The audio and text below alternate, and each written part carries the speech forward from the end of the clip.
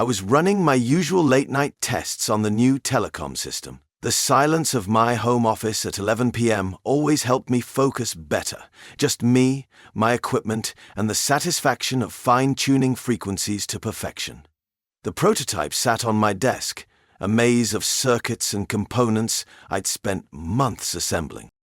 Adjusting the frequency range, I noticed an unexpected signal bleeding through. Must be interference from a nearby device. I reached for my headphones to analyze the audio signature, expecting to hear the usual static or radio waves. Lauren's voice cut through crystal clear. My fingers froze on the dial.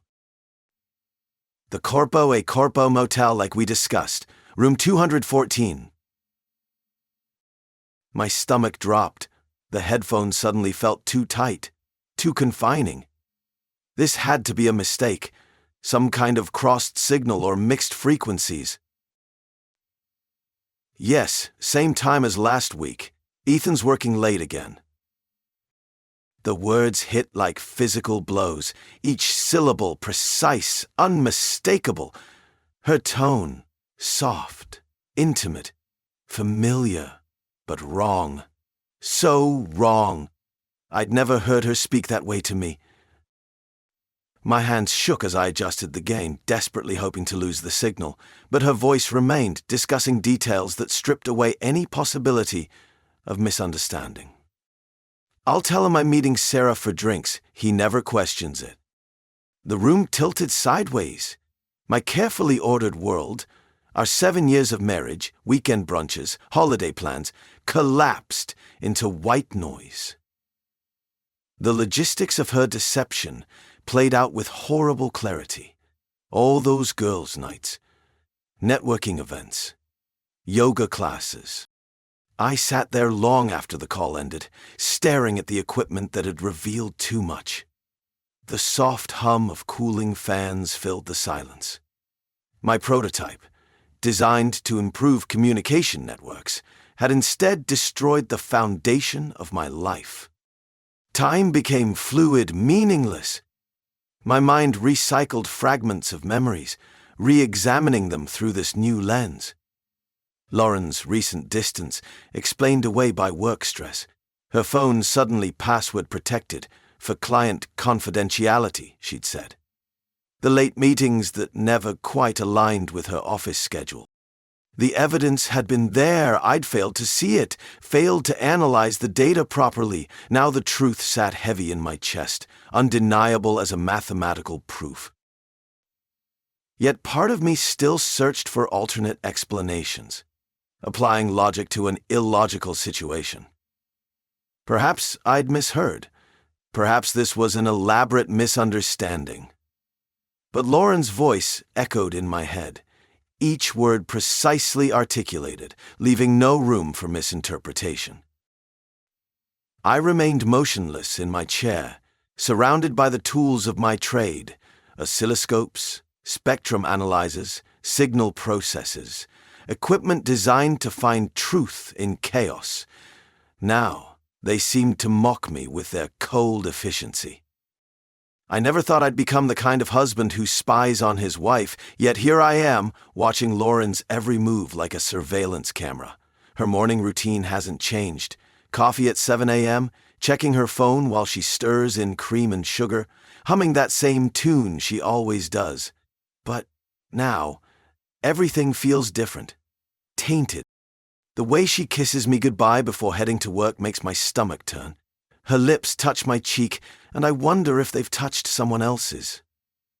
Her perfume lingers in the air after she leaves, and I find myself analyzing every detail, every slight variation in her behavior. During dinner, she chatters about her day, animated and engaging as always. She talks about client meetings, office politics, the usual stuff. I nod along, picking at my food, unable to stop my mind from questioning every word.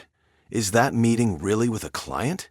Is that late-night work event actually what she says it is? Our house feels different now. The photos on the walls mock me. Snapshots of vacations, anniversaries, moments I thought were real. The couch where we used to curl up and watch movies now feels like a prop in an elaborate stage play. I waited 3 more days before touching the telecom system again. My hands shook as I accessed the logs. Part of me hoped I'd been wrong, that this was all a misunderstanding I'd laugh about later. But there it was, her voice, clear as day, speaking in hushed tones. Thursday works perfect. The usual place at 8. I've told Ethan I have a charity event. My fingers gripped the desk so hard my knuckles turned white. Thursday, that's tomorrow. The charity event she'd mentioned at breakfast, the one she'd been so excited about. All lies. She kept talking. I've missed you. These stolen moments aren't enough anymore, but... I killed the audio. Hearing more would break something in me I wasn't ready to face. The proof I'd been seeking sat in front of me, cold and irrefutable as binary code. The woman I married, the life we built, it was all compromised, like a system infected with malware. I sit now in my home office, surrounded by screens and equipment that let me uncover the truth, wishing I could go back to when ignorance felt like bliss. Lauren's laughter echoes from downstairs as she talks on the phone, probably planning tomorrow's charity event. Each sound is like static in my ears, interference in what used to be a clear signal. The pizza box felt heavy in my hands as I stared at the blank note card on my desk. 7 years of marriage reduced to a few carefully chosen words. After discovering Lauren's affair through her carelessly forgotten texts, I knew a direct confrontation would only lead to denial and drama. This needed to be different, precise, clinical, like debugging a complex network issue. I called Mario's, Lauren's favorite pizza place, ordered her usual, margarita with extra basil. The familiarity of it twisted something inside me. 7 years of Friday night pizzas, laughing over bad movies. Now it would be a message. My hand trembled slightly as I wrote the note. Enjoy your meal. I hope tonight carries as much weight as our marriage. Ethan. Each stroke of the pen felt like carving into stone. I sealed it in an envelope and drove to Mario's, making arrangements with the manager. The pizza would be delivered to room 214 at the Sunrise Motel at 7:30 p.m., right when Lauren's late meeting was scheduled. The afternoon crawled by. I positioned my car across from the motel at 7:15, choosing a spot with a clear view of both the entrance and the second-floor windows. My hands gripped the steering wheel until my knuckles went white. Lauren's silver Audi pulled into the lot at 7:25. She stepped out, looking exactly as she always did, perfectly put together in her business attire, not a hair out of place.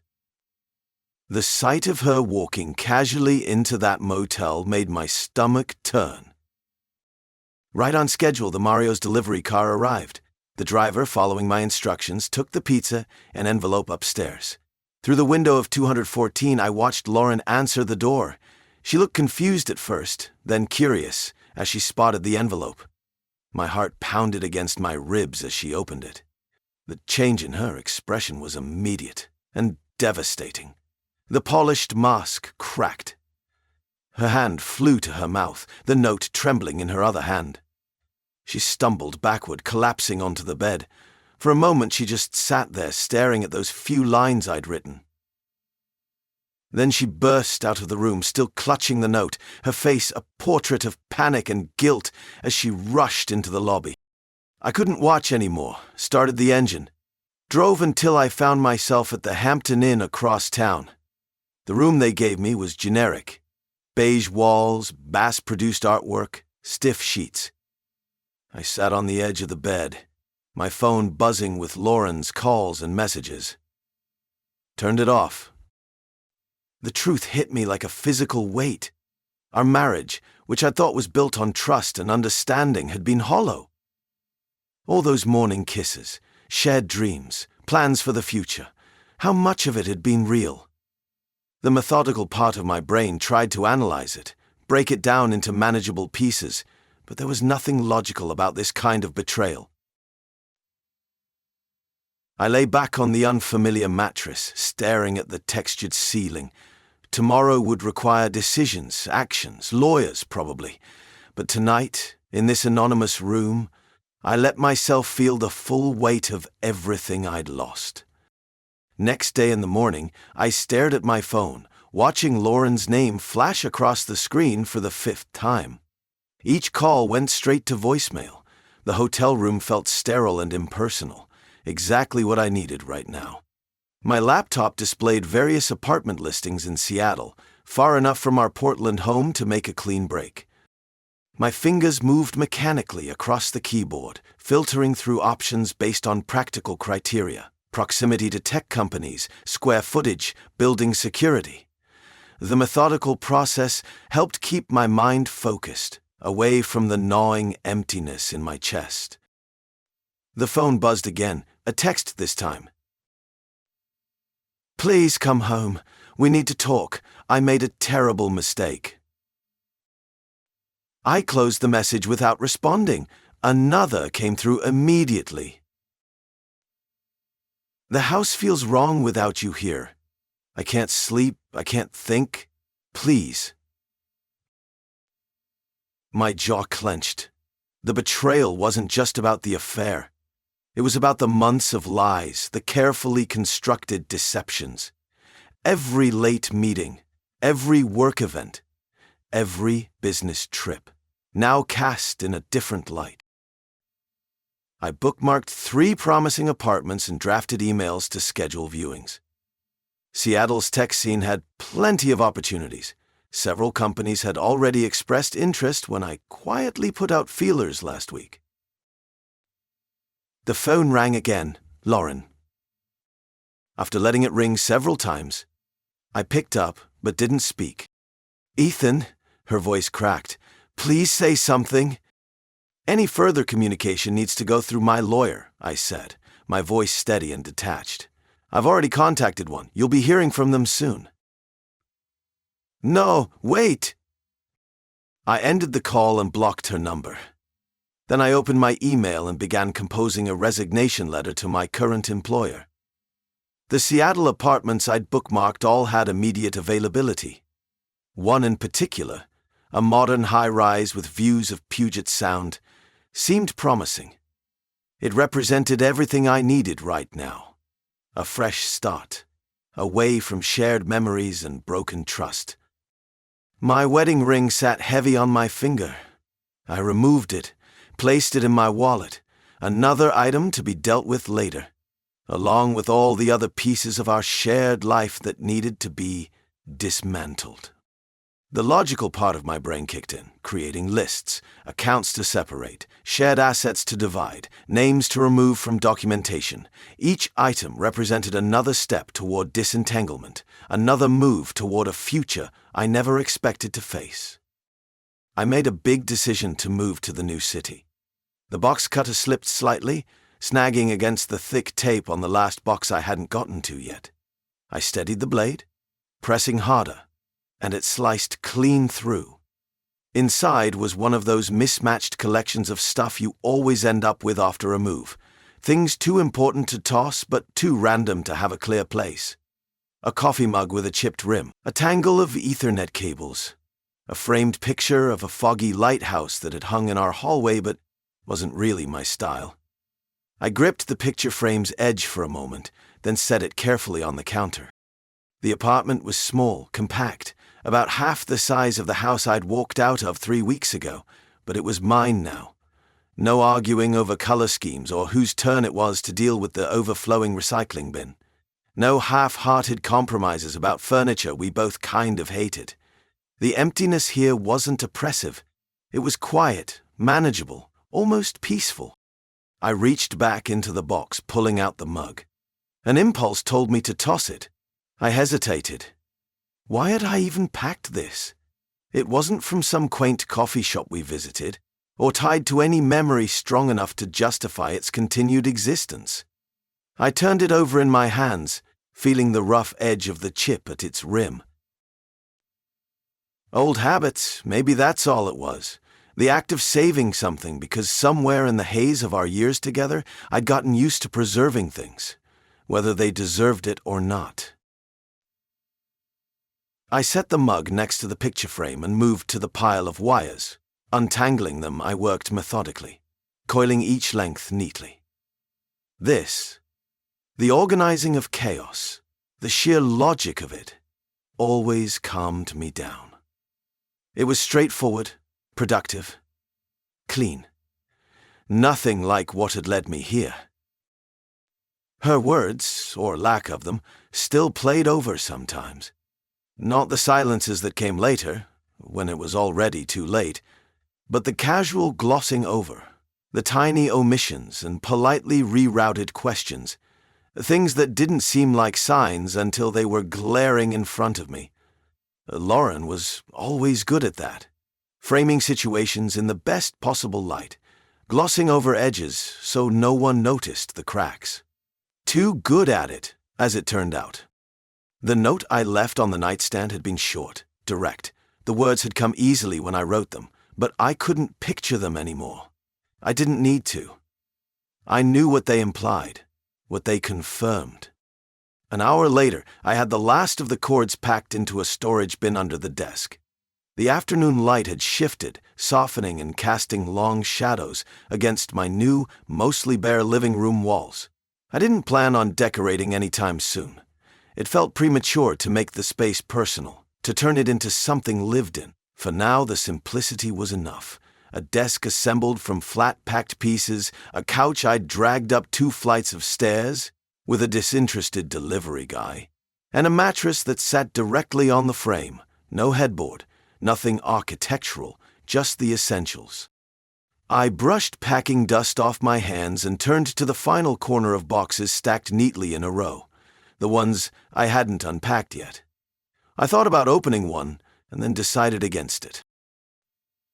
Back at the house, her house, I guessed, it was probably still as I left it. I hadn't touched half of the closets, hadn't cared to. Whatever I left was hers to deal with now. Lauren was likely pacing through those rooms, though I couldn't say for sure. Pacing was something she always did when she knew things were broken and didn't know where to start fixing them. I imagined her by the dresser in our old bedroom, the note still folded in her hand, the way she might have read it and reread it, as if maybe it would change. But reading was Lauren's other pacing.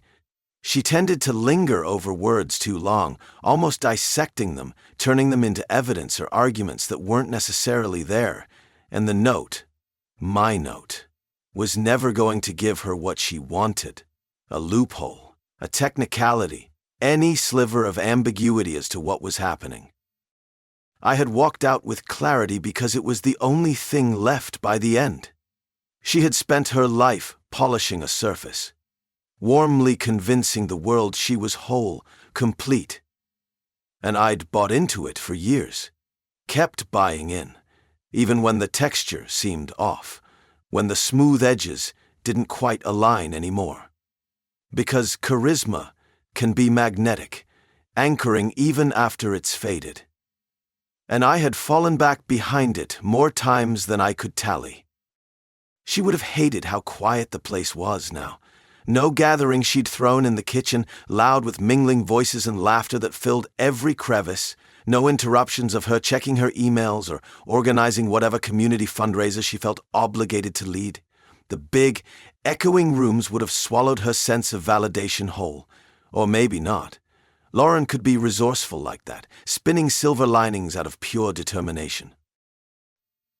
Or so I thought, until the cracks had shown themselves. Until I stopped excusing them as just stress, or just busy schedules. Until she stumbled one too many times on explanations that unraveled in the span of a single breath.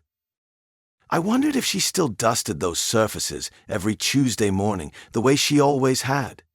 Every shiny table, every framed photo, of moments polished to perfection because my flaws, my inability to see, had been their greatest ally. She was probably still holding the note, letting its stillness drown out the noise she spent her life chasing. For once, I didn't know whether I hoped she was Hey everyone, if you enjoyed the story, remember to like, subscribe, and comment on the video for more stories like this. Don't forget to turn on notifications so you never miss an update. If you have any similar stories to share, leave them in the comments and we'll make sure to bring them to life. Thanks for watching.